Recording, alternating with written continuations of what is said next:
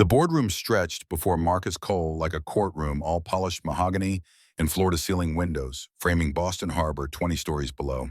12 faces regarded him from leather chairs, faces he'd seen in business magazines, faces that ran one of the most powerful technology companies in New England. 6 months ago, he couldn't have imagined standing here.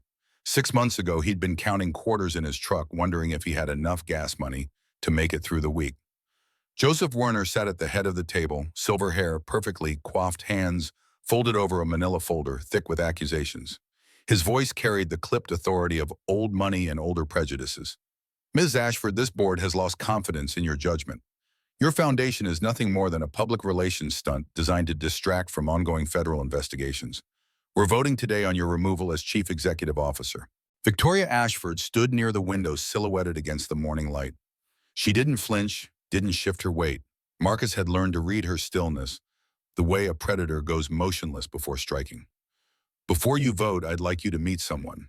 Marcus stepped forward, the tailored suit Victoria had insisted he buy, hanging differently than the Goodwill blazer he'd worn to Westbrook Restaurant half a year ago. He carried a leather portfolio, also new, also chosen by Victoria, with the same precision she applied to quarterly earnings reports. The weight of it grounded him. Werner's eyes flicked over Marcus with the same dismissive assessment Richard Beaumont had employed that September night. Pattern recognition came easy when you'd spent 38 years being underestimated. We don't have time for theatrics. This is Marcus Cole. Victoria's voice cut through Werner's protest like a scalpel. 6 months ago, you watched a video of him being humiliated at Westbrook Restaurant. You laughed. Several of you forwarded it with commentary I won't repeat. You called him a charity case. You used our foundation as ammunition in your campaign to remove me. Marcus opened the portfolio. The foreclosure notice sat on top Bank of America letterhead, stark against white paper. He slid it across the table. Cassandra Phillips picked it up, her manicured nails the color of dried blood. 58 days until I lost my home. My daughter asked me where we'd sleep when they came for the house. I had $67.18 in my bank account. 2 jobs, 16-hour days, and it wasn't enough. The room held its breath. Werner's jaw tightened, a muscle jumping beneath expensive cologne and careful shaving. Touching story, Mr. Cole, but hardly relevant to... I also have an MBA from the University of Massachusetts, Boston. 7 years as Director of Community Programs at Boston Housing Authority. In that role, I managed a $2.4 million budget, supervised 11 staff members, and successfully housed 71 families facing displacement. The board members exchanged glances. Marcus watched information recalibrate behind their eyes, the same recalibration he'd seen countless times when people learned construction workers could read Foucault, that black men with work boots might also understand municipal housing codes and grant compliance protocols. In 6 months running the Angela Thompson Foundation, we've helped 32 families avoid foreclosure, 32 single parents who were exactly where I was working themselves to exhaustion and still falling short. Every family we've helped is still stably housed, 94% success rate, better than most transitional housing programs in the state. Marcus pulled out a second folder, this one thick enough to make a sound when it hit the table. 237 pages of documentation cross-referenced and indexed. You wanted to know if this foundation was real or just Ms. Ashford's PR campaign. Let me show you what's real.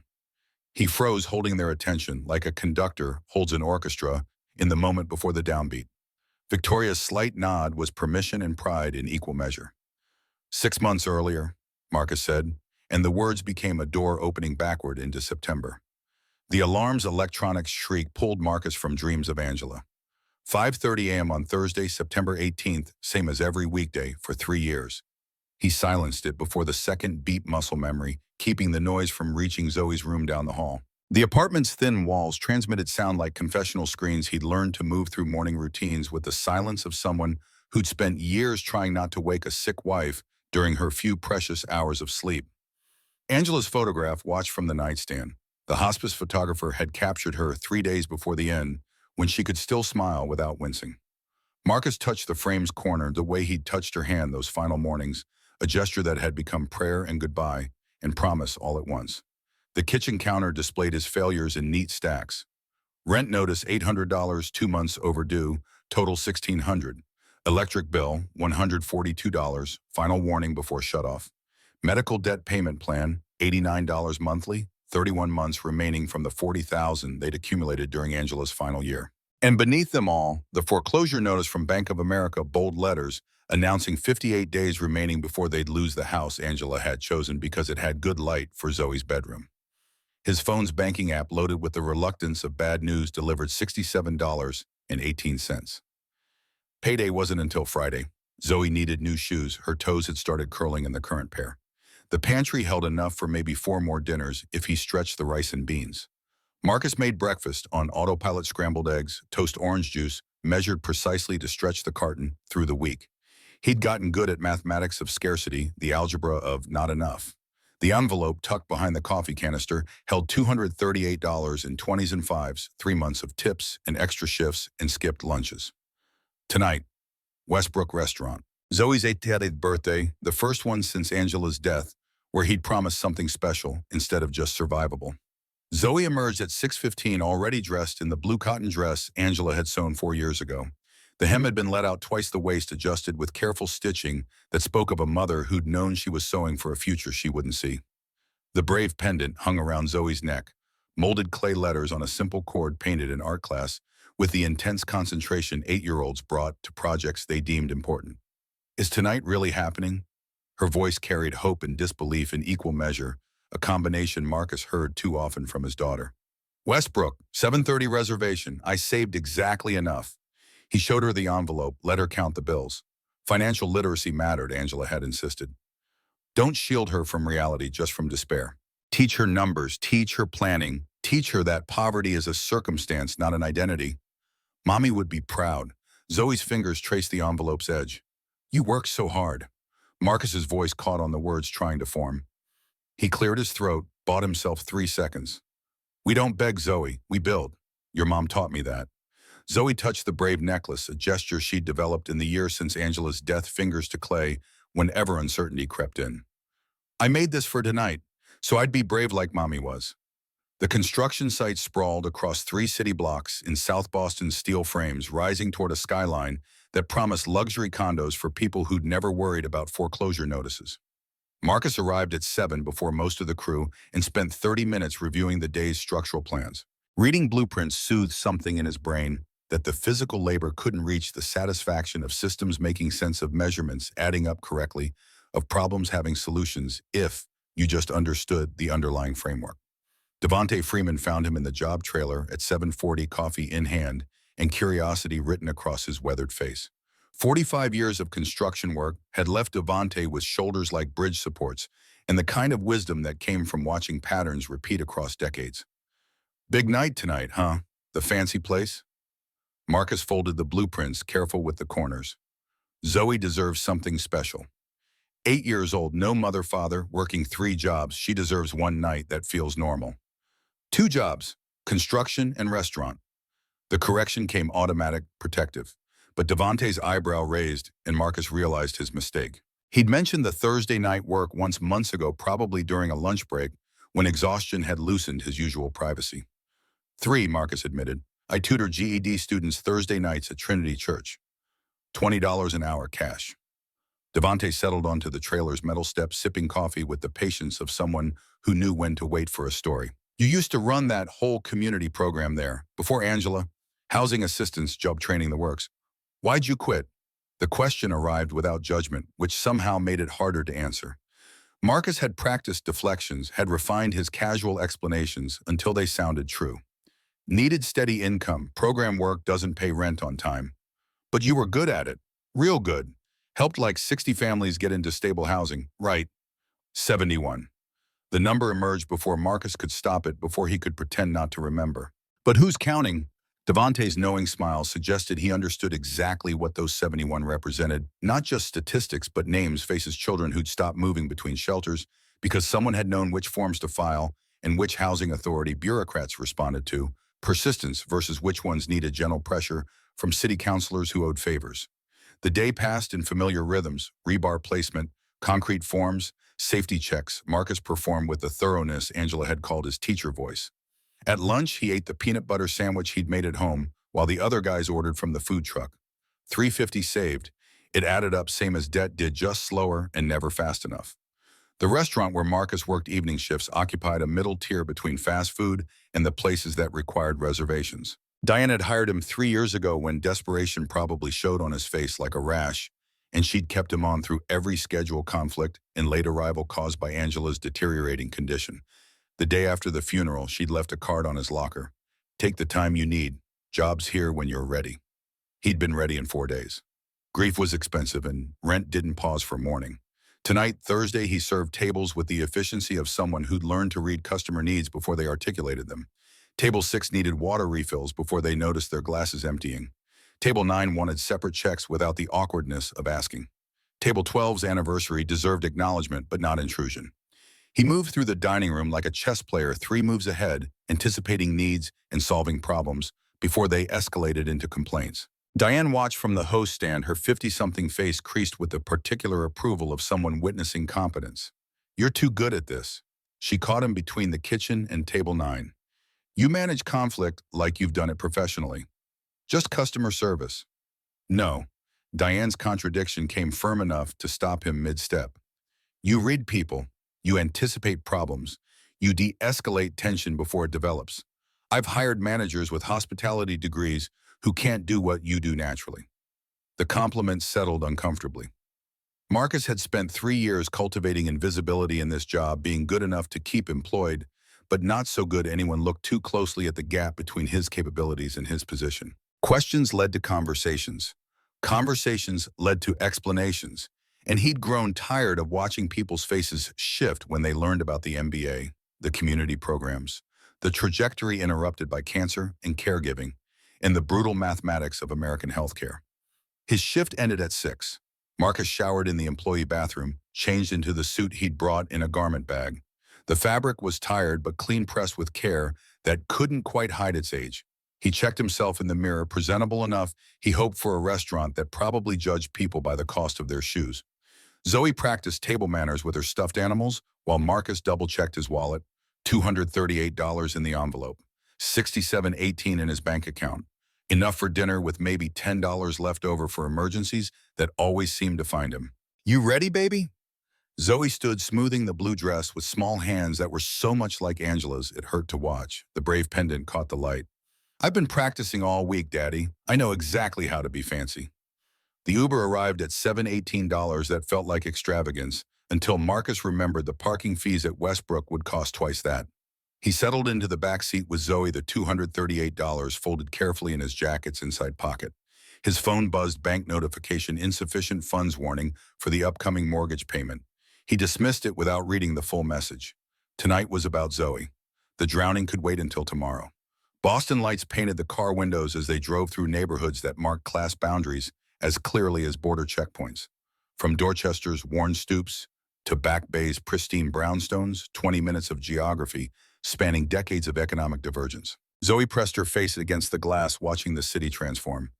"Daddy, what was Mommy's favorite restaurant?" The question arrived innocent, curious. Marcus chose truth over comfort. "She never had one. We couldn't afford fancy restaurants when she was alive."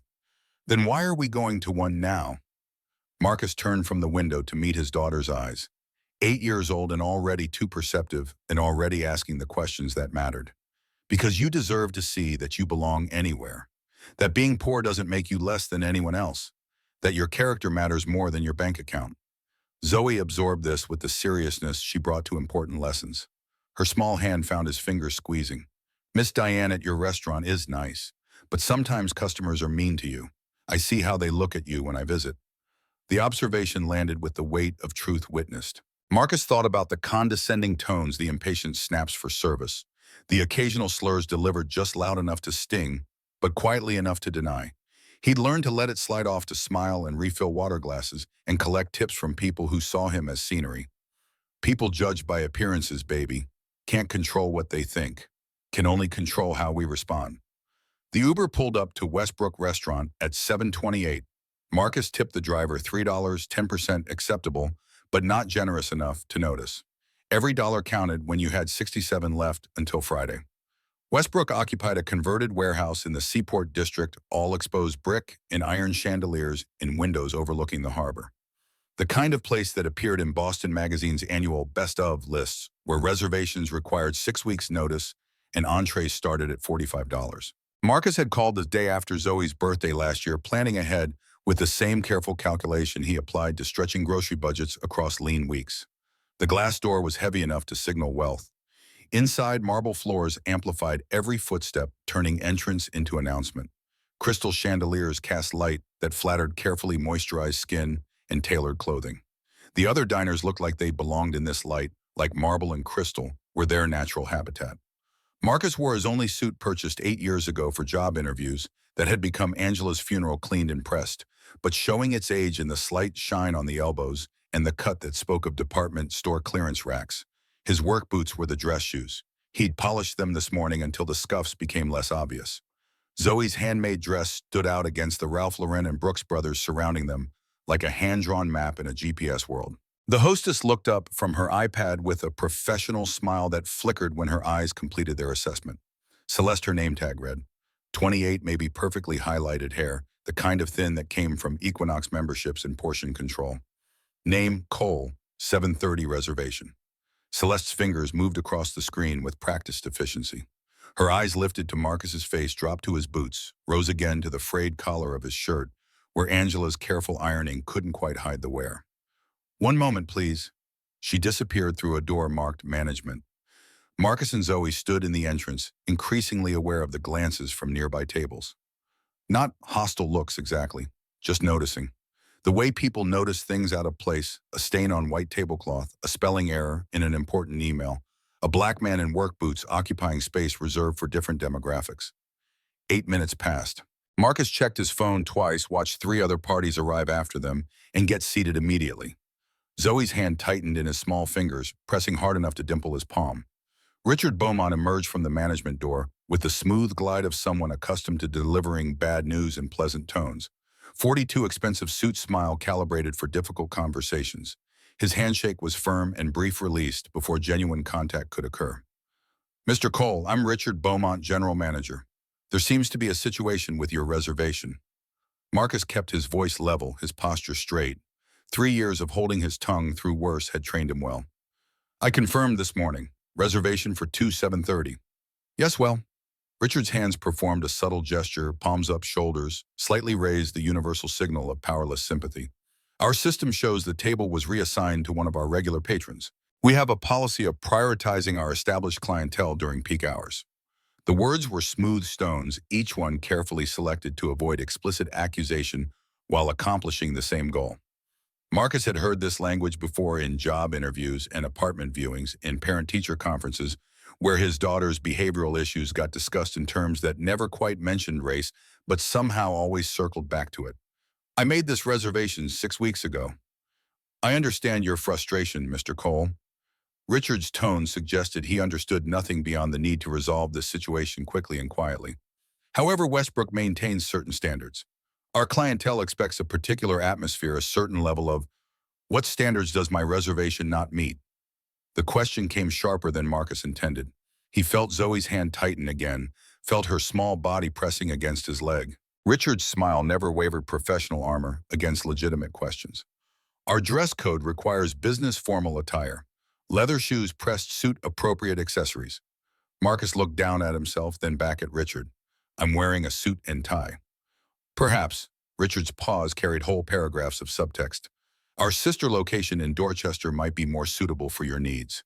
More family-oriented pricing, more casual atmosphere." Dorchester, the neighborhood where Marcus lived, where the median income was $30,000 less than Boston's average, where the demographics shifted brown and black, and the restaurant options included more McDonald's than tablecloths. The suggestion landed exactly as Richard intended, a polite banishment to appropriate territory. Other diners were watching now. A woman at table 9 had her phone out, angle suggesting photography or video. 2 men at the bar leaned toward each other, whispering behind bourbon glasses. The restaurant's ambient noise, silverware on china, conversations pitched for intimacy, had dampened attention, redirecting toward the scene at the hostess stand. Marcus felt the weight of performance, the awareness that whatever happened next would be judged and recorded and probably shared on social media within the hour. Viral humiliation or quiet dignity, those were his options, and neither one got him and Zoe to a table. I saved $238 for this dinner. The words emerged steady despite the rage building behind them. 3 months of saving, every extra shift I could get, every tip, for my daughter's birthday. Now you're telling me I can't honor that reservation? Sir, I'm simply trying to offer alternatives that might be more comfortable for everyone involved. Daddy, Zoe's voice cut through the exchange, small and terrified. Everyone's staring. Marcus looked down at his daughter. Tears were pooling in her eyes, 8 years old and already learning the lesson he'd hoped to shield her from for a few more years. The lesson about doors that opened for some people and stayed closed for others, about standards that shifted depending on who was being measured, about the exhausting requirement to prove your humanity every single day. It's okay, Daddy. Zoe's voice cracked on the words, Angela's inflection bleeding through their daughter's attempt at bravery. We can leave. I like mac and cheese at home. We can have mac and cheese. It's better anyway. Time crystallized. The restaurant noise faded to silence. Marcus saw Angela in her hospital bed 3 days before the end, fighting for breath to whisper final instructions. Teach her she matters. Teach her she belongs. Don't let the world make her small. And here was Zoe, 8 years old, trying to comfort him, trying to make his humiliation easier by pretending she preferred poverty to birthday dinners, shouldering adult shame to spare her father's feelings. Marcus's throat closed around words he couldn't form. His hand found Zoe's shoulder, squeezed gently. Okay, baby, let's go. He turned toward the door, maintaining the dignity Angela had insisted mattered, especially when the world tried to strip it away. $238 still in his pocket, birthday dinner canceled, lesson learned about places that didn't want people like them. The sound came from across the restaurant, loud, deliberate, impossible to ignore. A chair scraping against marble, the screech of wood on stone amplified by high ceilings and sudden silence. Every head turned toward the VIP section, near the windows, toward the woman rising from her table like a verdict being pronounced. Victoria Ashford stood with the same commanding presence Marcus had seen in Forbes profiles and business conference videos. 34 years old, 5'9" in heels that added 3 more inches. Natural hair styled in a crown that suggested royalty rather than supplication. Her charcoal suit probably cost more than Marcus's monthly rent. She moved through the restaurant with the certainty of someone who'd never been told she didn't belong anywhere. Richard Beaumont's face shifted through micro-expressions, recognition, concern, calculation. Ms. Ashford, I didn't realize you were dining with us this evening. What's happening here, Richard? Her voice carried authority that made the question sound like a deposition. Every diner in Westbrook was watching, now phones out, some pretending to text while their cameras captured everything. Just a reservation issue, nothing to concern. I see a confirmed reservation being denied. I see a well-dressed father and daughter. What exactly is the issue? Marcus met Victoria's eyes for the first time. Something passed between them, not recognition exactly, but acknowledgement.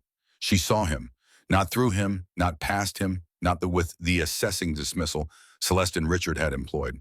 Saw him as a person experiencing injustice rather than an inconvenience to be managed. Our dress code policy requires, I'm wearing a suit. Victoria's interruption sliced through Richard's explanation. This gentleman is wearing a boot and tie. His daughter is beautifully dressed. Explain the policy violation. Richard's mouth opened, closed, opened again. The calculations happening behind his eyes were visible.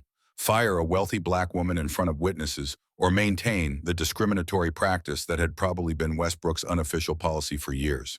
Either choice had consequences. Neither was good. Perhaps I was hasty in my assessment. I'd like to invite Mr. Cole and his daughter to join me for dinner. Victoria addressed Marcus directly, not asking permission from Richard, not acknowledging his authority to grant or deny access. My table has room. Would you join me? Pride warred with pragmatism in Marcus's chest. Accepting felt like charity, like proving Richard right about not belonging. But Zoe's fingers were still gripping his, and her birthday was still today, and Angela's voice echoed in his memory. Don't let pride starve your daughter. Save your dignity, but don't weaponize it against yourself. That's very kind, we accept. Victoria's slight smile suggested satisfaction. She turned to Richard, and her voice dropped to a tone Marcus recognized from managing difficult situations, calm, clear, leaving no room for negotiation. Have their reservation honored at my table. And Richard, will discuss your interpretation of dress code policies tomorrow. I'm considering purchasing this establishment. Tonight's events will factor into that decision. The walk to Victoria's table felt like moving through a gauntlet. Every eye in the restaurant tracked their progress. Phones captured the moment. Tomorrow's social media would feature this scene from a dozen angles with commentary ranging from celebration to outrage depending on which audience was performing their reactions. Victoria's table overlooked the harbor, positioned where water views and city lights combined into the kind of backdrop that made dinner feel like achievement rather than necessity. She gestured to the chairs across from her with the easy hospitality of someone accustomed to commanding space. Please sit. Marcus helped Zoe into her chair the way Angela had taught him. Napkin unfolded, placed in lap. Posture straight but not rigid. Hands visible but not intrusive. All the small performances that signaled education and manners to people watching for reasons to dismiss. Waiters materialized with menus and water glasses, their attentiveness a stark contrast to the 8-minute wait at the hostess stand. Fear of Victoria drove the service Marcus recognized. Whatever power she held, it was enough to transform him from unwelcome to catered to in the span of a 30-foot walk. What's your name, sweetheart? Victoria's question aimed at Zoe, gentle without being condescending. She leaned forward slightly, giving his daughter her full attention in a way adults rarely bothered with children. Zoe Marie Cole, today's my 8th birthday. 8 is a powerful age. My mother taught me something important when I was 8. Zoe's curiosity overcame her shyness. What? That dignity isn't something other people give you, it's something you claim for yourself. Marcus watched Victoria's face as she spoke, searching for calculation behind the kindness. Rich people didn't interrupt expensive dinners to defend strangers without reason. But her eyes held something that looked like genuine recognition, like she was seeing past the current moment into memories that still carried weight. You said something at the hostess stand. Victoria's attention shifted between Zoe and Marcus. You told your father, it's okay, Daddy. We can leave. You were protecting him. Zoe nodded, suddenly fascinated by her water glass. Children shouldn't have to protect their parents. That's backward. No, they shouldn't. Silence settled over the table, weighted with things unsaid. Marcus felt exposure crawling across his skin. This woman knew something, had researched something, wanted something. The question was what and why and how much it would cost him. My mother said similar words to me once, a long time ago in a situation not unlike this one. Victoria's voice had softened, vulnerability bleeding through the executive armor, but she didn't elaborate, didn't turn the moment into full confession. Just left the parallel hanging between them, connection offered without demanding reciprocation. The waiter appeared, breaking the moment before it became too heavy. Victoria ordered for the table with efficiency, appetizers, entrees, wine for adults, sparkling cider for Zoe. She didn't ask, prices didn't hesitate over choices. Money was a solved problem in her world, a fact that hung between them like weather. Conversation flowed more easily as food arrived. Victoria asked about Zoe's school, her interests, her favorite subjects. She listened to answers with attention that seemed genuine, asking follow-up questions that suggested real curiosity rather than polite performance. Zoe responded with increasing enthusiasm, 8-year-old reserve melting under adult interest. Marcus watched, cataloging details. Victoria's left hand bore no rings. Her nails were manicured but short, practical. She ordered food with familiarity that suggested regular dining at places like this, but she also praised the bread basket with genuine appreciation rather than jaded entitlement. Contradictions stacked up: ice queen reputation versus warm engagement with his daughter, ruthless business tactics versus this intervention on behalf of strangers. Mr. Cole, what do you do, Key? The question arrived casual, but Marcus heard assessment beneath it. This was performance she probably already knew. Rich people didn't accidentally stumble into helping strangers.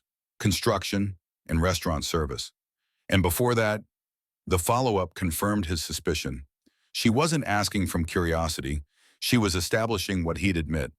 Community development work, housing programs. Why did you stop? Her tone suggested genuine interest, but the question was too precise to be random. Life changed, priorities shifted. I see. But Victoria's acknowledgement held understanding that bordered on too knowing. And if priorities shifted again, if you had resources to return to that work. Suspicion crystallized into certainty. This wasn't chance encounter. This was recruitment or manipulation or some combination Marcus couldn't yet parse. Why are you asking? Because I'm looking for someone who understands struggle from experience rather than theory. The admission was direct enough to be either honest or sophisticated strategy. Marcus couldn't tell which. Victoria stood, pulled a business card from her jacket pocket. Heavyweight paper, embossed lettering. Mr. Cole, I'd like to meet with you. Tomorrow, if possible. 1 p.m. at my office. I have a proposition. What kind of proposition? The kind that might honor both our mothers' memories. The words stopped Marcus's breath. Our mothers, she knew about Angela, had researched him enough to reference his dead wife as leverage or connection or both. How do you know about? I do research when I'm interested in someone's potential. Tomorrow, Reynolds Technologies downtown. Will you come? Marcus met her eyes, saw certainty there that made him deeply uneasy and oddly hopeful in equal measure. I'll think about it. Victoria placed cash on the table enough to cover the entire meal plus generous tip. No credit card, no signature, nothing requiring waiting. Money a solved problem. Think quickly. Some opportunities have short windows. She bent slightly to address Zoe. Happy birthday, Zoe. Don't let anyone make you forget you're remarkable. Then she was gone, moving through the restaurant with the same command she'd shown arriving. Marcus and Zoe sat in silence. The food was probably excellent. The harbor view was certainly beautiful. But Marcus's mind was racing through calculations trying to solve for variables he couldn't identify. Daddy, Zoe's voice pulled him back. How did she know about Mommy? I don't know, baby. The Uber home cost $17. Zoe fell asleep against his shoulder, exhausted by emotion and rich food. Marcus carried her inside, tucked her into bed, still wearing the blue dress, brave pendant, catching hallway light as he pulled her blanket up. Alone in the kitchen, Marcus stared at Victoria's business card. Reynolds Technologies. The name triggered vague recognition, tech company billionaire CEO, something about federal investigations he'd half heard on news he rarely had time to watch. He pulled out his phone, typed her name. The first page of results told him enough. Victoria Ashford's CEO net worth estimated at $4.8 billion. Currently facing antitrust investigation. Board pressure. Shareholder lawsuits. The Ice Queen, they called her. And somehow this woman had been at Westbrook tonight. Had intervened. Had offered him a meeting about a proposition she claimed would honor Angela's memory. Nothing about this made sense. Billionaires didn't rescue construction workers from restaurant humiliation without agendas. The question was what agenda and whether Marcus could afford to refuse finding out when he had 58 days until foreclosure. His phone buzzed, unknown number. Mr. Cole, this is Victoria Ashford. I hope tonight ended better than it began. Tomorrow, 1 p.m. Friday, if you're willing to listen. No obligations, just conversation. Marcus stared at the message. She'd gotten his number somehow. More research, more preparation, more evidence this had been planned. He should be angry, should feel manipulated. Instead, he just felt tired and curious and desperate enough to consider that maybe being used by a billionaire was better than losing his house. I'll be there, he typed back. The reply came instantly. Good. And Marcus, I've been researching you for 3 weeks. You deserve to know that before we meet. Tomorrow, I'll explain why. Marcus read the message 3 times. The honesty was either refreshing or terrifying. She'd been watching him planning something, saw him as useful rather than accidental, and she was telling him up front. He looked at Angela's photo on the refrigerator, their wedding day, both younger and convinced that love and hard work were enough to build good lives. I don't know what to do, Marcus whispered to the memory. She wants something. I need something. And I can't tell if that's enough to make this safe. Angela's voice echoed from their last coherent conversation. Promise me you'll use your gifts, not just to survive, to help others. Don't let my death be the end of your purpose. Marcus had broken that promise when he'd left Housing Authority, when he'd traded mission for hourly wages. He'd justified it as necessary as responsible parenting. And maybe it had been, but it had also been retreat. Now Victoria Ashford was offering him a rope, maybe lifeline, maybe noose. Maybe he wouldn't know until he was already committed. 58 days until foreclosure. $67 in his account. A daughter who deserved better than watching her father drown. Tomorrow, Friday, he'd walk into Victoria's office and learn what the Ice Queen wanted from a construction worker with a foreclosure notice. Dignity wasn't given, Victoria had said. It was claimed. But claiming required leverage, and leverage required options, and options required resources. Marcus didn't have. Tomorrow, maybe he'd learn what it cost to borrow someone else's. Morning arrived without Marcus having achieved anything resembling rest. He moved through the apartment's familiar layout mechanically, Zoe's breakfast-packed lunch with the precision of someone who'd learned that forgotten homework or missing snacks meant phone calls from school he couldn't always answer during work hours. The construction site could spare him for an afternoon, and Diane had already agreed to cover his dinner shift when he'd called with vague explanations about a job interview. The kitchen counter's stack of bills hadn't changed overnight. Rent notice still showed $1,600 past due. Foreclosure warning still declared 58 days remaining. His phone's banking app still displayed $67.18. But something had shifted in Marcus's calculus. Victoria's offer existed now as actual possibility rather than abstract hope. The question was whether possibility became trap or salvation. Devante noticed immediately when Marcus arrived at the site wearing slacks instead of work jeans. The foreman's experienced eyes tracked the anomaly, connected it to yesterday's viral video, probably calculated that his best structural supervisor was about to become someone else's employee. Got that meeting today with the billionaire, Marcus nodded while reviewing blueprints. He wouldn't actually be supervising his mind already downtown in glass towers, where decisions got made that didn't involve concrete or rebar. Yeah, Reynolds Technologies, 1 p.m. Man, you know you're viral, right? Westbrook video's got 500,000 views. People calling her a hero for standing up to that racist manager. Calling you brave for handling it with dignity. Marcus pulled out his phone, searched his own name for the first time in years. The results made his stomach drop. Someone had identified him from the footage, connected him to a LinkedIn profile he'd forgotten existed, found his work history in Angela's obituary and Zoe's name buried in search results. The internet had decided he was a symbol worth dissecting. Can't unring that bell. Marcus pocketed the phone. Guess we see if it helps or hurts. My money's on helps. You're good people, Marcus. World knowing that ain't bad. The sentiment was kind and probably wrong. Visibility meant vulnerability, meant strangers feeling entitled to opinions about his life, his choices, his worthiness of the help Victoria was offering. But Devante meant well, so Marcus just spent the morning pretending to review safety protocols while actually rehearsing conversations that would never go how he imagined. At noon, he changed in the site trailer, same slacks and button-down from last night, the blazer less obviously cheap in natural light. The bus downtown cost $250, watching Boston transform from working neighborhoods to financial district through scratched windows that framed the city's economic geography like uncomfortable art. Reynolds Technologies occupied prime real estate, where harbor views meant six-figure salaries and corner offices represented hierarchies Marcus had spent his adult life navigating from below. The lobby was all marble minimalism and security guards whose uniforms probably cost more than his entire outfit. Marcus Cole, here to see Victoria Ashford. The guard checked his tablet with the neutral professionalism of someone trained to make everyone feel simultaneously welcomed and monitored. 17th floor, Ms. Ashford's assistant will meet you. The elevator was fast enough to make his ears pop.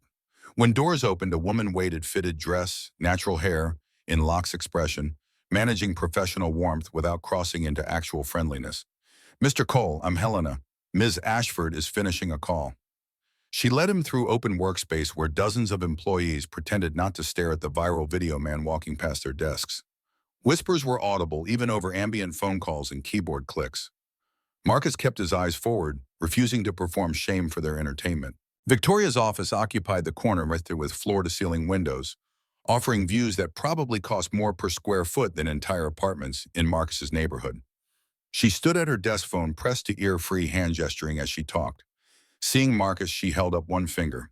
Wait, and concluded her conversation with surgical efficiency. Tell them no. If they can't meet our timeline, we'll find partners who can. I don't negotiate with people who waste my time. She ended the call, set the phone down with finality, turned her full attention to Marcus. In her office, in her element, Victoria seemed different than at Westbrook, more contained, harder-edged executive armor, fully deployed. Thank you for coming. Marcus stayed near the door, maintaining physical distance as proxy for emotional boundaries he'd need to establish. How long have you been researching me? The directness caught her mid-gesture toward the conference table. She paused, recalibrated, apparently decided honesty was better strategy than deflection. 3 weeks, since I saw your name in Boston Housing Authority's alumni directory. So last night wasn't coincidence. The timing was coincidence. My presence wasn't. I wanted to see how you handled adversity under pressure. Victoria gestured toward the table. Please sit. I'll explain everything. Marcus remained standing. I'm not interested in being someone's social experiment. That's not what this is. Victoria's voice sharpened slightly, command bleeding through. Then she caught herself, softened deliberately. You're right to be suspicious. Let me be completely transparent about what I'm offering and why. She pulled a folder from her desk, slid it across the conference table. Marcus moved closer but didn't open the folder to find detailed documentation, organizational charts, budget projections, legal structures for nonprofit incorporation. I'm creating a foundation. Emergency assistance for single-parent families facing foreclosure. You would design and run it. Marcus scanned the documents. The numbers were real: $65,000 salary prorated over 6 months, health insurance office budget, staffing allowance. Either Victoria was committed enough to create elaborate fakes, or this was legitimate. Why me?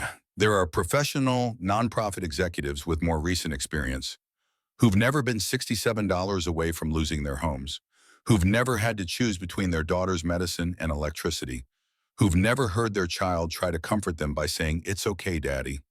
The repetition of Zoe's words landed like accusation and empathy combined. Victoria had been paying attention, filing details away, understanding exactly which emotional levers would move him. She opened a second folder, this one thicker. Marcus recognized his own face in the documents: employment records, tax returns, bankruptcy filing from Angela's final month's credit report showing medical debt that would follow him for decades. I know everything, Marcus.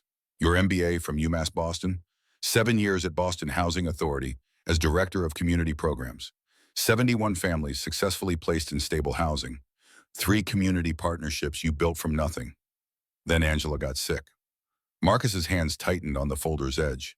The invasion felt clinical, surgical, like being dissected for parts someone else wanted to use.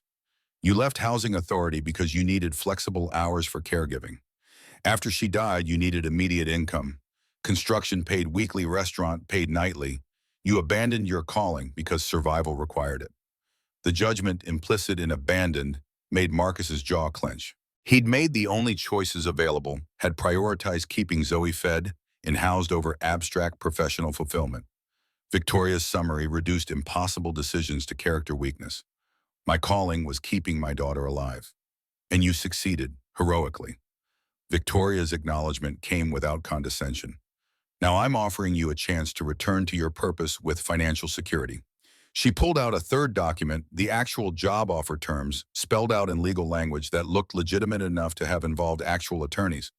6-month pilot program. You design the structure, select families, manage operations. Salary $65,000 prorated. Health insurance for you and Zoe. 2 staff members you hire. If successful, after 6 months, we transition to permanent 501c3 status with you as executive director. Marcus did the math automatically. $65,000 prorated over 6 months meant $32,500. More than he'd earn in a year working construction and restaurant shifts combined. Enough to catch up on the mortgage, clear some medical debt, breathe for the first time in 3 years. What's the catch? Transparency. You report to a board, not just me. Monthly financial audits. Media coverage because yes, this helps my public image, and I won't pretend otherwise. But the work must be real. 32 families in 6 months. Documented outcomes. Actual impact. Why 32 specifically? Because it's achievable without overpromising. 32 families means careful vetting, adequate support, sustainable results. It's a number we can defend when people question our effectiveness. The specificity suggested genuine planning rather than thrown-together PR response. Marcus studied Victoria's face, looking for calculation behind the offer. Found it, obviously, but also found something else, conviction that felt separate from self-interest, like she'd convinced herself this served both her needs and some larger purpose. I have conditions. Victoria's slight smile suggested she'd expected exactly this. 1, I select the families. No political considerations, no board interference in who gets helped. 2, my daughter's schedule is non-negotiable. School events, soccer games, normal dinners together. If this job requires sacrificing time with Zoe, I'm not interested. 3, if this ever becomes about optics over impact, I walk immediately. No notice, no explanation. Agreed on all counts. Victoria's response came fast enough to suggest she'd anticipated exactly these demands. Do you accept? The question hung between them like a contract requiring signature in blood. Marcus thought about the foreclosure notice, about Zoe's 2 small shoes, about the 71 families he'd helped before survival had required retreat. Thought about Angela's last coherent request that he use his gifts for others, not just for getting by. I need to talk to Zoe first. She lost her mother. Stability matters more than any opportunity. Victoria nodded, apparently respecting the priority, even if it delayed her timeline. I understand. Take the weekend if you need it. But I'll need an answer soon. The foundation needs to launch while the Westbrook story is still fresh in people's minds. Marcus moved toward the door, then stopped. One more question, demanded asking. Why are you really doing this? Not the version that sounds good in press releases. The truth. Victoria was quiet long enough that Marcus thought she might not answer. When she spoke, her voice had shed some of its executive polish. Because my mother died believing she didn't deserve to eat in nice restaurants. Because I've spent 15 years building an empire and forgotten what it was for. Because watching you and Zoe reminded me of who I used to be before money made me into someone my mother wouldn't recognize. She walked to her desk, pulled out a photograph in a simple frame. A black woman in a yellow dress, smile fighting against exhaustion, holding 7-year-old Victoria's hand. Maria Ashford, she cleaned this building at night, died of a heart attack at work when I was 12. I promised her I'd never become the kind of person who looked through people like they didn't exist. Somewhere along the way, I broke that promise. This foundation is me trying to keep it again. The vulnerability felt genuine, which made it either true or sophisticated manipulation. Marcus had learned that with wealthy people, those categories weren't mutually exclusive. I'll give you my answer this evening. After I talked to Zoe, Mrs. Patterson's apartment smelled like the cinnamon air freshener she bought in bulk from dollar stores, masking the building's underlying scent of old pipes and deferred maintenance. Zoe was doing homework at the kitchen table when Marcus arrived, backpack organized with the precision of a child who'd learned early that chaos meant things getting lost that couldn't be replaced. How was the meeting? The question came while Zoe gathered her materials, adult curiosity wrapped in 8-year-old voice. She'd learned too young to track her father's job prospects to understand that interviews mattered and opportunities were rare, and disappointment was more common than success. Good. Confusing. We'll talk about it at dinner. At home, Marcus made spaghetti while Zoe finished her math problems at the kitchen table. The routine was comfortable, familiar, a bubble of normal they'd maintained through everything else that had fractured and failed. When Zoe completed her homework, Marcus plated their food and sat across from her. Remember Ms. Victoria from last night? Zoe nodded, twirling pasta around her fork with concentration that suggested she'd been waiting for this conversation. She offered me a job, running a foundation that helps families like ours, people who are about to lose their houses, who need support getting stable again. That's what you used to do before Mommy got sick. The observation came matter of fact, Zoe's child memory compressing years into before Mommy got sick and after. She didn't remember Marcus in his housing authority office, didn't have pictures of him negotiating with landlords and filing grant applications. But she'd absorbed the story somehow, constructed understanding from overheard conversations and careful explanations. Yeah, it's what I was good at, what I cared about. Then you should do it. Zoe's logic was 8-year-old, simple, uncluttered by adult complications. If it's what you're good at and it helps people, why wouldn't you? Marcus thought about all the reasons: Victoria's hidden agendas, the exposure of being viral video famous, the risk of this foundation collapsing and leaving him unemployed with resume gaps harder to explain than construction work. Thought about how accepting help from billionaires felt like selling something he couldn't quite name, but knew he'd miss once it was gone. Sometimes good opportunities come with complicated strings attached. I need to make sure those strings won't hurt you.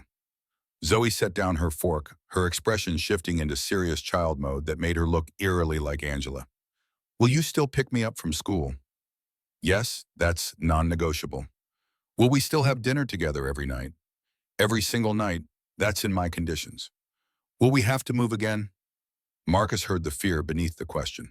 They'd moved 3 times since Angela's death, each apartment smaller and cheaper than the last, each move representing another failure to keep promises about stability. The foreclosure would mean moving again, probably to a worse neighborhood with worse schools and windows that didn't lock properly. No, the job pays enough that we can keep this apartment, catch up on bills, stay exactly where we are. Zoe absorbed this information, visibly relaxing. 8 years old and already calculating housing security like an adult, already understanding that roofs over heads weren't guaranteed just because they were necessary. Then you should take it. Ms. Victoria seems nice. And if you're helping families, that's what Mommy wanted, right? The simplicity of her reasoning cut through Marcus's elaborate calculations. Angela had wanted him to use his skills helping others. This job did that. The rest, Victoria's motives, public exposure, billionaire strings, mattered less than the core question of whether the work itself was worth doing. You're right. Okay, I'll take it. Zoe grinned gap-toothed and delighted like she'd solved an adult problem through superior logic. Maybe she had.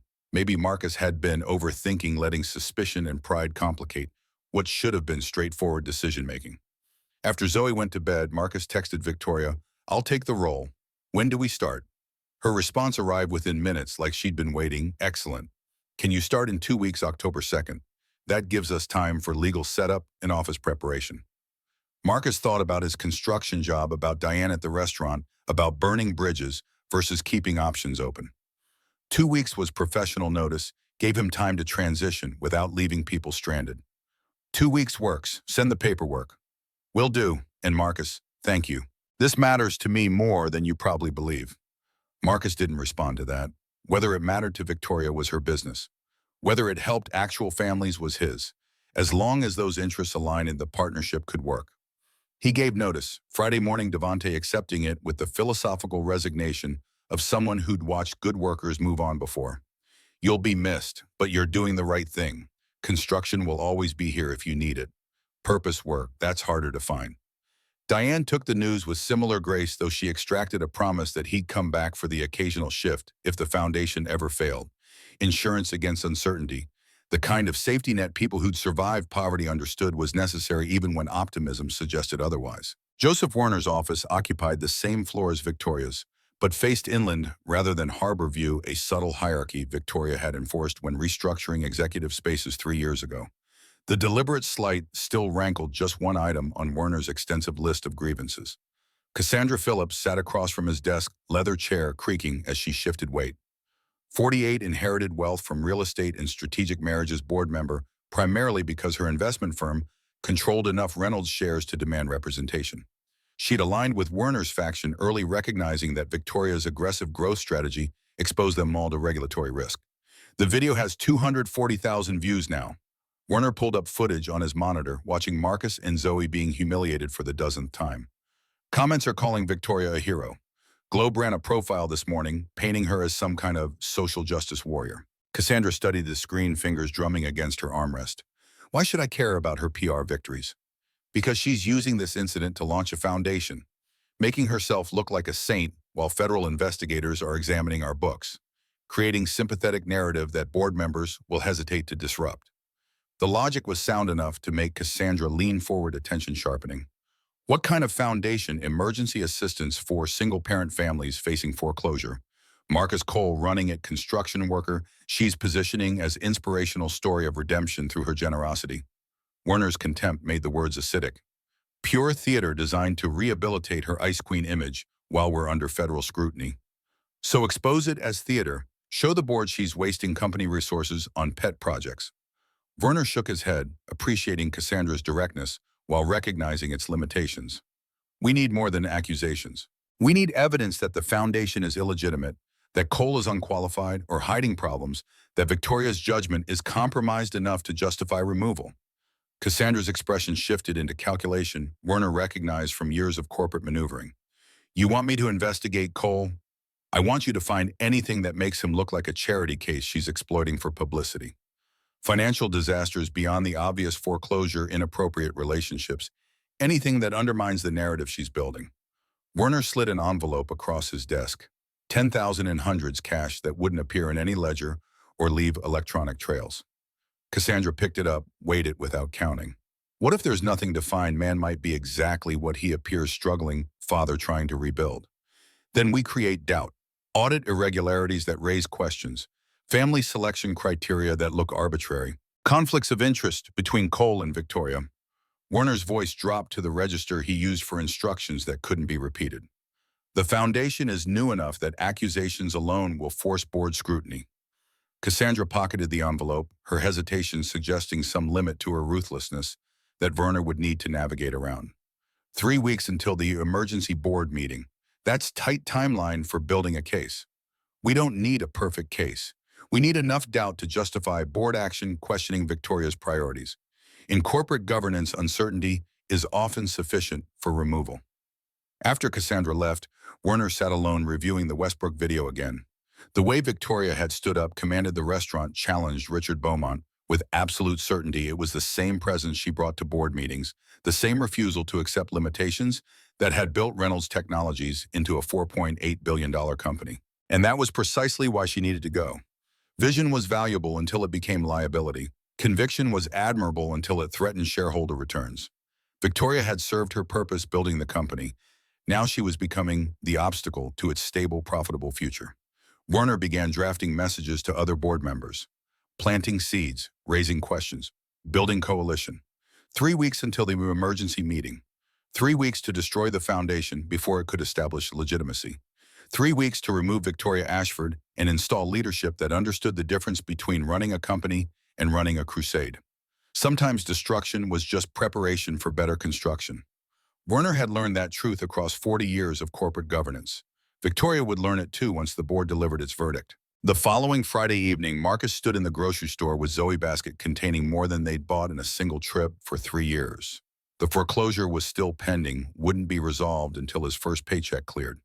But knowing that paycheck was coming $32,500 over 6 months enough to catch up and stay current changed how he navigated aisles that had previously felt like displays of things other people could afford. Zoe paused in the produce section, small hand reaching towards strawberries in their plastic containers. Fresh berries, not the frozen kind they usually bought when they bought any at all. She looked up at Marcus with the practiced restraint of a child who'd learned early not to ask for things that cost too much. "Can we get strawberries, Daddy, real ones?" Marcus felt his throat tighten. Such a small request, so carefully phrased. Real ones like the fresh fruit was somehow more authentic than the budget alternatives they'd been living on. Like strawberries in September were a luxury worth noting, rather than just food that belonged in a basket. "Yeah, baby, we can get strawberries." He reached for the container, placed it carefully among the other items that represented their changing circumstances. Zoe's smile bloomed gap-toothed and delighted, and Marcus had to blink away tears that had no business appearing in grocery store produce sections. This was what stability felt like. Not wealth, not excess, just the ability to say yes to fresh strawberries without calculating what other necessity would have to be sacrificed to balance the budget. The foundation job hadn't even started yet, but already it was changing what felt possible. Walking to the checkout, Marcus thought about Werner's plotting about investigations and board meetings and corporate warfare he was now caught in.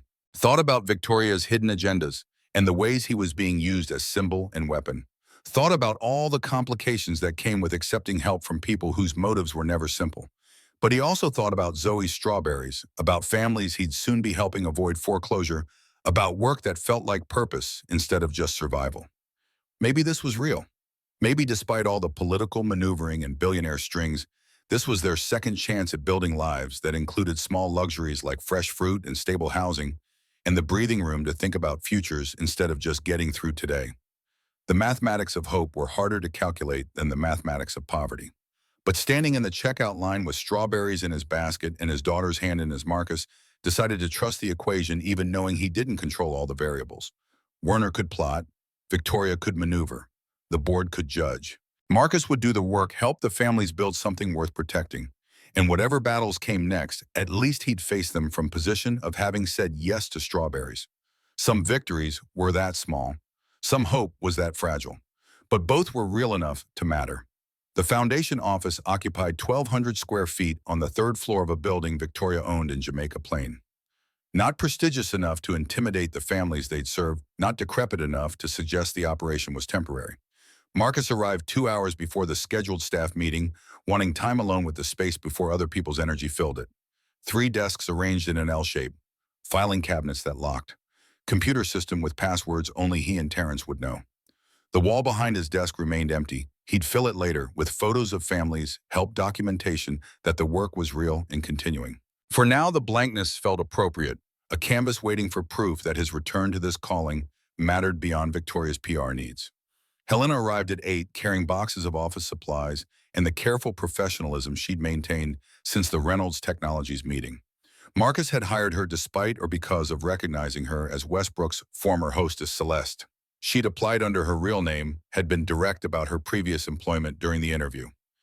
"I was Celeste the night you came to Westbrook. I followed Richard's instructions without questioning whether they were right. I'd like a chance to do better work." The honesty had earned her the position more than her administrative credentials, though those were solid enough. People who acknowledged mistakes without making excuses about them were rare. Marcus valued the quality enough to overlook the association with his humiliation. Terrence Wallace arrived at 8:30, 45 years old, with accounting certifications and nonprofit experience at three organizations Marcus had vetted personally. He moved with the quiet competence of someone who understood that financial integrity wasn't about following rules, but about building trust that could withstand scrutiny. First rule of foundation work: every dollar has a receipt. Every receipt has a purpose. Every purpose tastes to mission. We do this right, or we don't do it at all. Terrence's intensity matched Marcus's own. They spent 90 minutes reviewing the budget line by line, establishing procedures that would survive audits from hostile reviewers. Because Werner was coming, Marcus felt that certainty in his bones, and when he came, the books needed to be cleaner than legal requirements demanded. At 10, the first interview began. Shanice Bennett had filled out the application 3 days ago, her handwriting shaky enough to suggest either poor education or hands that trembled from stress. Probably both. She arrived early, which Marcus noted as significant. People drowning in crisis often lost track of time, let appointments slide because surviving the day took all their energy. That Shanice showed up 15 minutes ahead suggested someone still fighting, still hoping structure could save her. 34 years old, three children visible in the waiting area through the glass partition. The oldest looked maybe 10, the youngest still in a stroller, despite being past stroller age. Budget constraint. Marcus recognized strollers were cheaper than paying attention to a wandering toddler while managing two other kids and trying to avoid homelessness. Ms. Bennett, thank you for coming. Tell me about your situation. Shanice's story arrived in fragments that Marcus assembled into coherent narrative through years of practice. Husband Terrell had died 9 months ago, heart attack at 36 while working double shifts as a warehouse supervisor. The company claimed he'd violated safety protocols by lifting boxes beyond approved weight limits. Workers' compensation denied. Life insurance lapsed during medical bills from their youngest child's asthma treatments.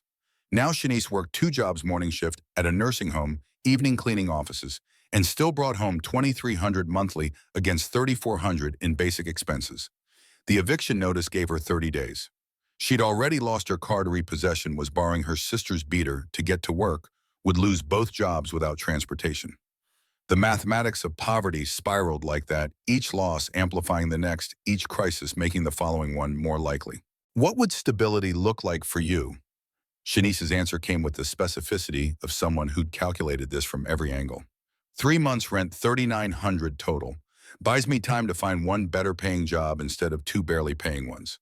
I've got an interview next week for insurance claims processor, $42,000 starting salary, but they won't hire someone about to be homeless. Need an address that's stable. Marcus recognized the trap. Better job required housing stability. Housing stability required income from better job. Breaking the cycle demanded intervention at exactly the right moment with exactly the right resources. Approved. 3 months rent assistance, $3,900. We'll also connect you with job training, resources, and legal aid for the workers' compensation appeal. Shanice's face did something Marcus had seen 100 times in his housing authority days. Disbelief, followed by relief, followed by tears that came from somewhere deeper than gratitude. He let her cry, understanding that sometimes people needed permission to stop being strong for 30 seconds. Why are you doing this? The question always came, usually phrased this way. People who'd been told they didn't deserve help, who'd been denied and dismissed and lectured about bootstraps and personal responsibility, couldn't quite process strangers offering assistance without requiring humiliation in exchange. Because someone's doing it for me, and because you're exactly who this foundation exists to help. Parents working hard, following rules, and still drowning. That's not a moral failing. It's a systemic problem, and we're building systemic solutions. After Shanice left, Marcus sat alone in his office, processing the feeling he'd forgotten existed. Purpose. Not survival purpose, not getting through the day purpose, but the kind of meaning that made work feel like contribution instead of just necessity. He'd missed this, the satisfaction of matching resources to needs, of watching intervention prevent catastrophe, of being useful in ways that required his specific combination of skills and experience. Helena knocked softly on the doorframe. Next interview in 10. Robert Hayes, single father, 3 kids, construction worker, facing eviction. The irony wasn't lost on Marcus. 6 months ago, that could have been his own file. Now he sat on the other side of the desk, holding power to help or turn away to be the person he'd needed when no one had appeared. By day's end, Marcus had interviewed 14 families. Approved 7 after careful vetting, checking income documentation, verifying eviction notices, confirming that intervention would actually help rather than just delay inevitable collapse. 5, he'd referred to other programs better suited to their needs. 2, he declined because the numbers didn't work. Assistance wouldn't solve underlying problems, would just drain resources that could help families with better stability. Prospects. Terrence reviewed each approval running calculations that confirmed Marcus's instincts.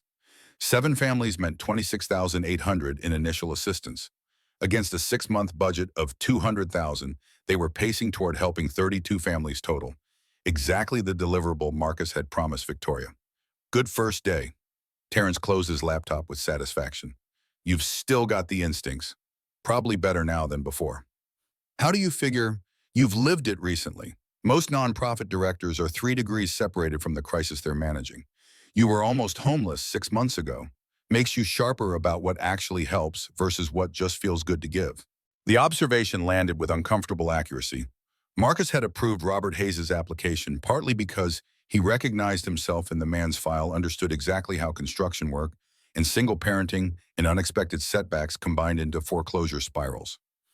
Empathy-informed judgment made him better at distinguishing between people who needed temporary help and people who needed different interventions entirely. The phone call came during Marcus's second week, pulling him from budget review into immediate crisis. Zoe's school principal voiced tight with the particular discomfort of having to deliver news that reflected badly on her institution. Mr. Cole, there's been an incident. Zoe's involved. You should come in. Marcus left Helena in charge, drove to the elementary school with his stomach churning through possibilities. Zoe didn't fight, didn't act out. She was 8 years old and had learned early that drawing attention in predominantly white spaces meant inviting scrutiny that rarely ended well. The principal's office felt designed to intimidate oversized desk, uncomfortable chairs, positioned lower than hers walls, covered with achievement certificates that probably meant nothing but established hierarchy. Principal Anderson sat behind her fortress expressions, suggesting this conversation was an obligation she resented rather than a problem she cared about solving. Zoe occupied a plastic chair outside the office, eyes red, but no longer actively crying. Her brave pendant was clutched in one fist, clay letters leaving imprints in her palm from how hard she'd been gripping. What happened? Anderson's account arrived in administrative language designed to obscure rather than clarify. An altercation between students, disruption of the learning environment, inappropriate outbursts during lunch period. Marcus listened for what wasn't being said, for the gaps where actual explanations should exist. Who was Zoe fighting with? Not fighting, yelling, at Ivy Phillips in front of other students. Marcus felt something click into place. Ivy Phillips, Cassandra Phillips's daughter. Board member who'd taken Werner's envelope, who'd been tasked with finding dirt on Marcus that could undermine the foundation. What was Ivy doing before Zoe yelled? Anderson's hesitation confirmed Marcus's suspicion that the precipitating incident was being conveniently elided from official narrative. Ivy was showing classmates a video, the incident at Westbrook Restaurant, made some comments that upset Zoe. The clinical language couldn't hide what had actually happened. A 10-year-old had shown viral footage of Marcus being humiliated, had used it as ammunition to hurt Zoe, had weaponized her father's public degradation for social dominance. And Anderson was framing Zoe's response, yelling at her bully, as the problem requiring correction. What consequences is Ivy facing? Anderson's expression shifted into the careful neutrality that always meant unequal application of rules was about to be justified. The Phillips family has been very generous to our school.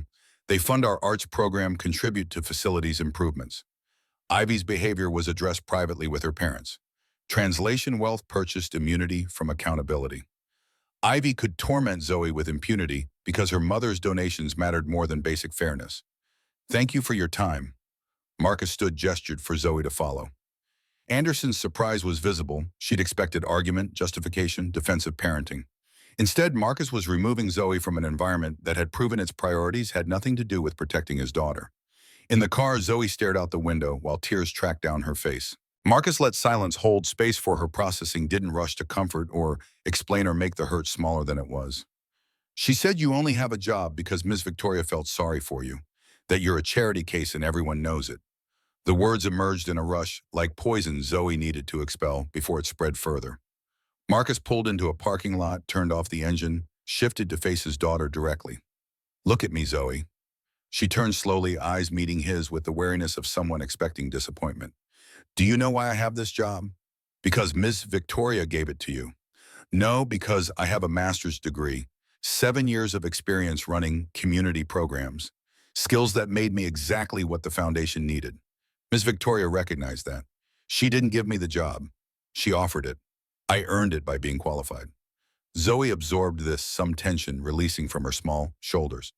But kids at school don't believe that. They think you're just lucky, that we're poor and Ms. Victoria rescued us. People will always doubt you when you succeed, especially when you're black and they can't imagine you earned what you have. Your job isn't convincing them. Your job is proving them wrong through excellence. The words were ones Angela had taught him, the same ones Marcus's mother had taught him, the endless, exhausting requirement that black achievement always had to be twice as good to be considered half as credible. He hated passing this burden to Zoe, hated that her childhood included lessons about navigating racism that white kids never needed to learn. Ivy's mom is on the Reynolds board, Mrs. Phillips. Marcus's alarm must have shown on his face because Zoe's expression shifted into concern. Is that bad? It's complicated, but it's not your problem to solve. That's adult business. But driving home, Marcus understood the coordination Werner had engineered. Cassandra's daughter tormenting Zoe wasn't accident or coincidence. It was strategy, create pressure on Marcus's family, make the foundation feel like burden instead of opportunity, force him into mistakes or resignation that would serve Werner's larger campaign. The realization crystallized into cold certainty. This wasn't just corporate politics. This was attack that included his 8-year-old daughter as acceptable collateral damage. And that changed Marcus's calculations about how far he'd go to protect what he was building.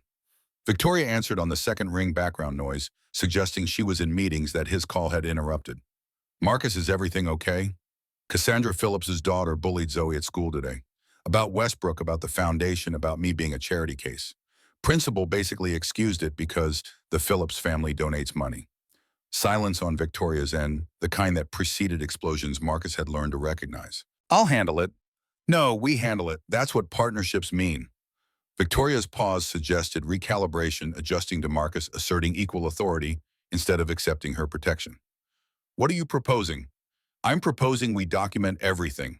Every instance of coordination between Werner's faction and pressure on my family. Build evidence that this isn't about foundation governance. It's about using me and Zoe as weapons against you. That's smart, also potentially dangerous.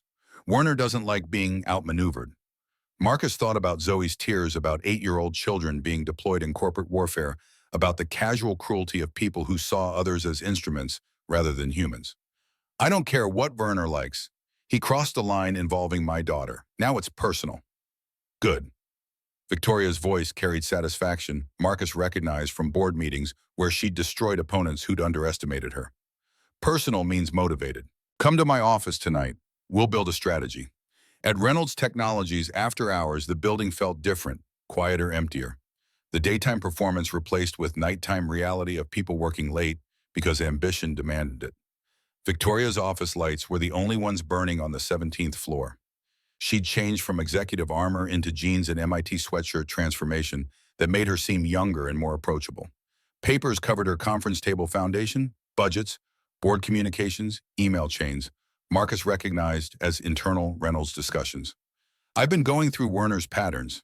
He's methodical, always establishes paper trail that makes his actions look like fiduciary responsibility instead of personal vendetta. Marcus scanned the documents, seeing the architecture of Werner's campaign. Questions about foundation budgets framed as prudent oversight. Concerns about Marcus's qualifications positioned as protecting shareholders and from Victoria's impulsive charity. Suggestions that the foundation distracted from managing the antitrust investigation presented as legitimate governance. This is sophisticated. Werner's been playing corporate politics for 40 years. He knows how to destroy people while looking reasonable. Victoria pulled up additional files on her laptop. But he made a mistake involving your daughter. That's not business. That's personal attack that crosses ethical lines even boards won't tolerate. Marcus studied the timeline Victoria had constructed. Werner's conversation with Cassandra happened 3 days after Marcus accepted the job. The investigation into Marcus's background began immediately. Ivy's bullying started the week Marcus's first family approvals got local news coverage. They're not even hiding the coordination very well, because they don't think we're looking. Werner assumes I'm focused on the federal investigation, that you're too busy with foundation work to notice board politics. Victoria's smile was sharp enough to cut. Underestimating opponents is how smart people lose. She opened another document, Westbrook's online reviews spanning 6 years. Marcus recognized the pattern immediately.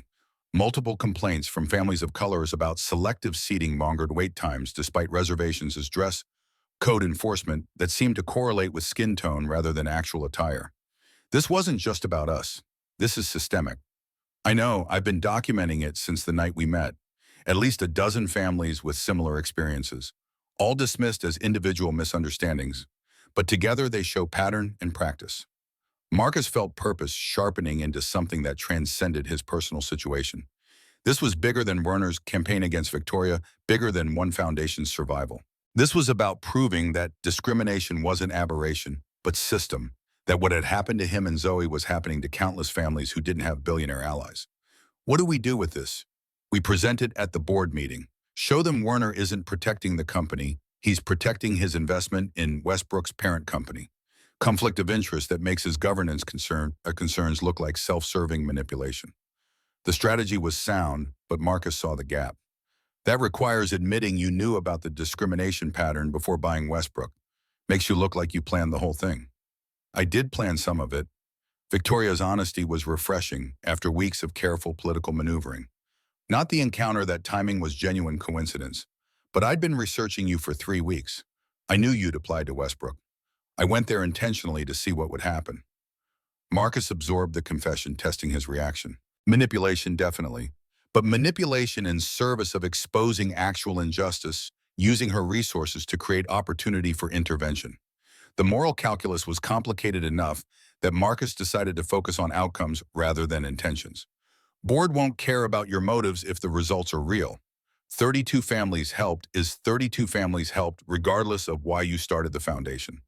That's what I'm counting on. But we need those results to be undeniable, which means the next 3 weeks are critical. We need more families approved, more documentation of impact, more proof this is a legitimate program rather than PR stunt. Marcus checked his mental math. 7 families approved in 2 weeks meant they needed another 25 in the next 10 weeks to hit the 32 target. Aggressive, but achievable if they maintain current pace. We'll hit the numbers. Question is whether Werner lets us get there. Victoria's expression suggested she'd already considered this problem. He'll try to disrupt, audit the foundation, question approvals, maybe leak information to media that makes us look incompetent or corrupt. We need to be cleaner than clean. Every dollar accounted for, every decision documented, every family approval defensible. Terrence is already on that. Man's paranoid about financial integrity. Good. Paranoia is appropriate when people are actually trying to destroy you. They worked until midnight building defense against attacks they could anticipate and contingencies for ones they couldn't.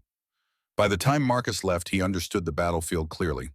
Werner controlled board votes through relationships and favors accumulated across decades. Victoria controlled the company through competence and results. The foundation was contested territory where both sides were fighting proxy war for larger stakes. And Marcus was the weapon both wanted to claim, the sympathetic figure whose legitimacy or illegitimacy would determine whether Victoria's transformation narrative succeeded or failed. The realization should have felt dehumanizing. Instead, it clarified his position. Being a weapon meant having power even if that power came from being wielded by others. The question was whether he could maintain enough agency to ensure the wielding served purposes beyond Victoria's corporate survival. The foundation's 3rd week brought momentum that felt sustainable rather than lucky. 14 families approved, all carefully vetted, all showing strong stability prospects. Local media coverage was positive human interest stories about families avoiding homelessness, about a program that valued dignity alongside assistance. Marcus gave interviews where he emphasized systematic support over charity, replicable models over one-time interventions. The attention brought additional donations beyond Victoria's funding. Small amounts, mostly $50 here, $100 there, but enough to suggest community investment in the work. Terrence set up a separate account for these contributions, maintained meticulous records that showed none of the money touched Reynolds Technologies' budgets. Perception matters as much as reality. Terrence's accounting philosophy extended beyond numbers into optics. When Werner comes with his audit, we show him books so clean they could be used in ethics textbooks. Victoria visited the office for the first time on Friday afternoon, arriving without announcement or entourage. She moved through the space observing how Marcus interacted with staff, how families were greeted, how the physical environment balanced professionalism with accessibility. Her approval was visible in small nods and questions that demonstrated genuine interest rather than performative engagement. After Helena left for the weekend, Victoria lingered sitting in the chair where families usually sat during intake interviews. You're good at this. Better than I expected. Marcus looked up from the case file he'd been reviewing. Why does that surprise you? I did this work for 7 years. I know, but there's a difference between having done something years ago and still being good at it. Skills atrophy, instincts get rusty. Yours haven't. If anything, you're sharper now than you probably were before Angela got sick. The observation was perceptive enough that Marcus wondered how much Victoria had researched about his housing authority tenure beyond basic employment dates. Having been on the other side helps. I know what it feels like to face eviction, to do math, where the numbers never quite add up, to need help while hating that you need it. Makes me better at understanding what families actually need versus what sounds good in grant applications. Victoria studied him with the intensity she probably brought to evaluating quarterly reports, analytical, but not cold, searching for patterns that revealed underlying truth. The board meeting is in 3 weeks. Werner will present his case for removing me. Part of that case will be attacking the foundation as evidence of my compromised judgment. You ready for that? Are you asking if I'm ready to defend our work or if I'm ready to watch you lose your company? Both. Marcus closed the case file, gave Victoria his full attention. The work is defensible. 14 families in 3 weeks, all vetted, all showing positive outcomes. Budgets, clean procedures, documented impact measurable. Werner can question your motives all he wants. He can't credibly argue the foundation isn't doing what it claims to do. And the second part, if I lose, the vulnerability in the question surprised Marcus more than the question itself. Victoria was preparing for failure contingency planning for corporate exile and asking whether Marcus would continue the work without her backing. Foundation is legally separate from Reynolds Technologies. If you're removed, the funding continues through the structure we established. I keep doing the work.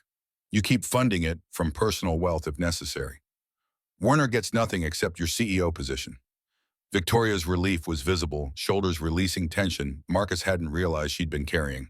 Thank you. I needed to hear that you're committed to the mission beyond me being your patron.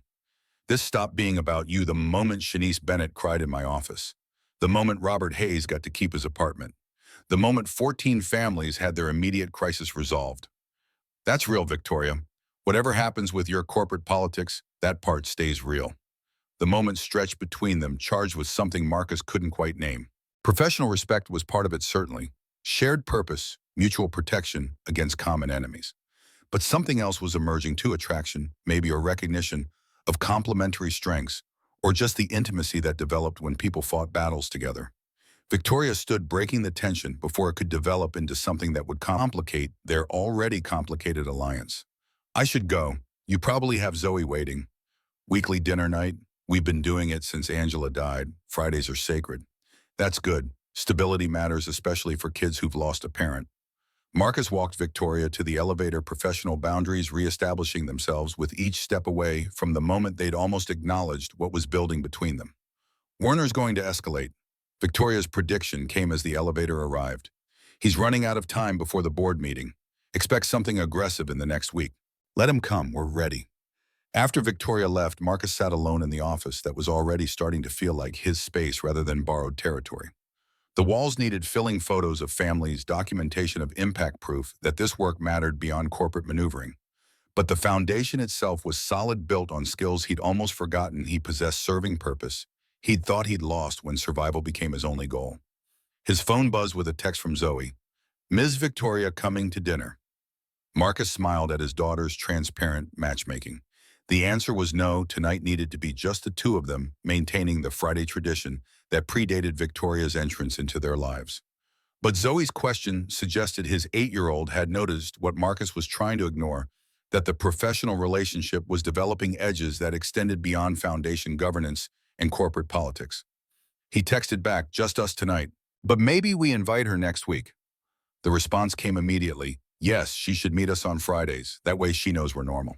Marcus laughed at the logic, as if weekly dinners could prove normalcy, as if inviting a billionaire into their modest apartment wouldn't highlight every gap between their worlds. But Zoe's instinct was sound. If something was developing between Marcus and Victoria, it needed to survive outside conference rooms and crisis management, needed to exist in spaces where they were just people sharing meals, rather than allies fighting common enemies. Next Friday, then, he'd extend the invitation, see whether Victoria's interest in his life extended to actually experiencing it rather than just funding solutions to its problems. For now, he had a daughter to pick up and a weekend to decompress before Monday brought whatever escalation Werner was planning. The official letter arrived Tuesday morning, delivered by courier to ensure Marcus couldn't claim he hadn't received it. Helena brought it to his desk with the wariness of someone handling explosives. Certified mail from an attorney. Looks important. Marcus opened the envelope, already knowing what he'd find. Notice of audit authorized by Reynolds Technologies Board of Directors investigating potential irregularities in Angela Thompson Foundation, financial management. The language was careful, legally precise, designed to sound like prudent oversight rather than hostile investigation. He called Victoria immediately. They're auditing us. Official board authorization, external accounting firm, full review of all transactions since inception. Victoria's pause suggested she was processing implications rather than being surprised by the development. Werner's timeline, 3 weeks until board meeting, needs ammunition to justify removing me. Audit creates cloud of suspicion even if it finds nothing wrong. Our books are clean. I know, but clean doesn't matter if Werner's auditor is looking for problems rather than accuracy. They'll question judgment calls, suggest alternatives that look more prudent in hindsight, build narrative of mismanagement even from defensible decisions. Marcus felt rage building, the particular fury that came from being attacked, despite following every rule from playing fair in games where opponents cheated openly. So what's our move? We cooperate completely, give them everything they ask for, answer every question, demonstrate transparency that makes obstruction accusations impossible, and we accelerate. Get more families approved, more documentation of impact, more proof that whatever they find in the audit is noise compared to actual results. Terrence took the audit notice with professional calm that suggested he'd been expecting exactly this development. Good thing we've been documenting like the apocalypse was coming. Give me 2 days to prepare everything they'll request. They want receipts? They'll get receipts so detailed they'll know which grocery store we bought office supplies from and what time of day we shopped. The audit team arrived Thursday, 3 accountants from a firm Marcus recognized as one that primarily served corporations defending against regulatory investigations. They were professional, thorough, and clearly operating from a checklist designed to find problems rather than verify accuracy. Lead auditor Raymond Blackstone was 60-something, experienced enough to make his skepticism look like diligence rather than bias. He reviewed expense reports with the intensity of someone searching for discrepancies, questioned family approval criteria, like he was cross-examining witnesses, suggested alternative procedures that would have made the foundation less effective but looked more conservative on paper. This approval, Shanice Bennett, $3,900 for 3 months' rent. How did you verify she'd actually use the money for housing rather than other expenses? Marcus kept his voice level, professional, refusing to perform defensiveness that would look like guilt. We paid the landlord directly. Check made out to property management company, not to Ms. Bennett. Same procedure for all housing assistance. Money never touches the family's hands, eliminates any question about appropriate use. Blackstone made notes that suggested he was looking for ways to reframe prudent procedures as somehow suspicious. The pattern continued through 2 days of review, every smart decision questioned, every documented process treated as potential cover for misconduct, every success story dismissed as anecdotal rather than meaningful. By Friday afternoon, Marcus was exhausted from performing patience he didn't feel. Blackstone packed his materials with the neutral expression of someone who'd gathered ammunition and was preparing to deploy it strategically. We'll have preliminary findings in a week. Full report 2 weeks after that. Board will review before their scheduled meeting. After the audit team left, Marcus sat alone in his office, calculating damage. They'd find nothing legally wrong. Terrence's documentation was immaculate. But Blackstone would write a report that made defensible judgment, calls look questionable, that suggested inexperience and possible mismanagement, that gave Werner exactly the ammunition he needed to argue Victoria's foundation was frivolous distraction from serious business. Victoria called it six-voice tight with controlled fury. Blackstone's preliminary notes already reached Werner. He's circulating them to board members with commentary about my compromised priorities. What do the notes say? That your approval process prioritizes speed over caution. That family selection criteria are subjective rather than objective. That the foundation lacks proper oversight mechanisms despite technically following nonprofit regulations. Marcus recognized the strategy. Make things that were actually strengths look like weaknesses by framing them differently. Quick approvals became reckless haste. Flexible criteria became arbitrary favoritism. Streamlined governance became insufficient accountability. It's all spin. Of course it is, but spin works when the audience wants to believe it. Half the board is already predisposed to remove me. They'll read Blackstone's report looking for justification, not truth.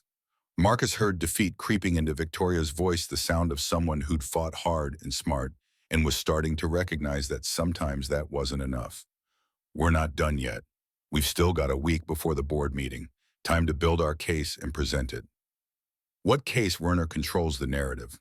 Blackstone's report supports his position.